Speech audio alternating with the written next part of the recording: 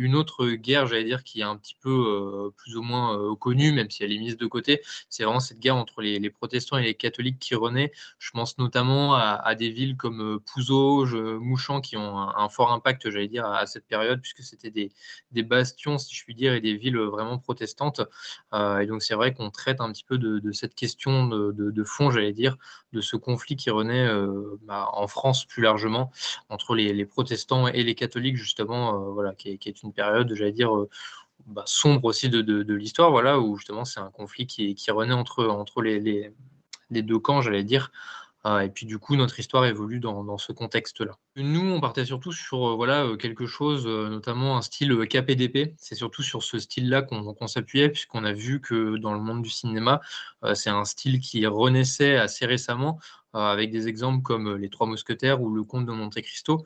Du coup, nous aussi, on avait envie, voilà, de partir sur un sujet un petit peu, KPDP, à notre manière, notamment en se réinspirant de ce qu'on pouvait voir dans les années 60, 70, 80. Je pense notamment à Jean Marais, qui jouait pas mal dans des films de KPDP et donc voilà, c'est un petit peu cet esprit, on va dire, qui mélange, voilà, amour, burlesque, combat, action, aventure. C'est, on va dire, un petit mélange de tout ça qui nous permet, voilà, de sortir un petit peu un film d'action, d'aventure, KPDP, vraiment sur la période, voilà, avec, des figures comme on peut le connaître, voilà, un petit peu, de j'allais dire sur cette époque, comme, Les Trois Mousquetaires, voilà, le roman de Dumas, voilà, qui peut, être une réinspiration, j'allais dire.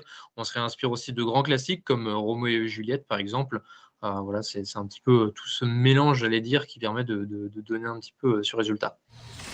Les protestants cherchent à instaurer un État dans l'État. Je vous avais prévenu. Désormais, il faut nous préparer à lutter face à eux et leur retirer leurs privilèges.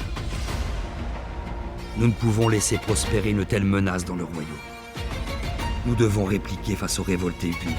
C'est maintenant ou jamais qu'il faut agir. Il en dépend de la survie de l'État. Qu'y a-t-il, père? Écoute-moi, la guerre va reprendre. Les Huguenots ont décidé de mener une rébellion face au roi. Il faut que je prévienne les autres. Tu ne fais rien pour le moment. Reste en dehors de ça, c'est mieux pour toi. Père, ne prenez pas de risques. Tu voulais voir ton père agir comme notre famille le devrait? Les gars, dépêchez-vous. La guerre va reprendre, on doit partir. Oh là! Doucement, petit. Pourquoi partir? Mais pourquoi? Mais parce qu'il y a des hommes armés qui arrivent là. Qu'est-ce que tu racontes encore? Arrête donc de lire tous ces bouquins. Je connais pas là ce qui est en train de se passer. C'est une grande organisation, surtout qu'on tournait nous sur, 14 jours, ce qui reste, un temps j'allais dire assez court pour tourner, près d'1 heure et demie de film. Et donc ça a amené à avoir, on va dire, 200 personnes qui gravitent autour du projet, que ce soit du lancement, voilà, de l'écriture, j'allais dire du scénario même, à la base, jusqu'à du coup, la sortie finale, très prochainement du film.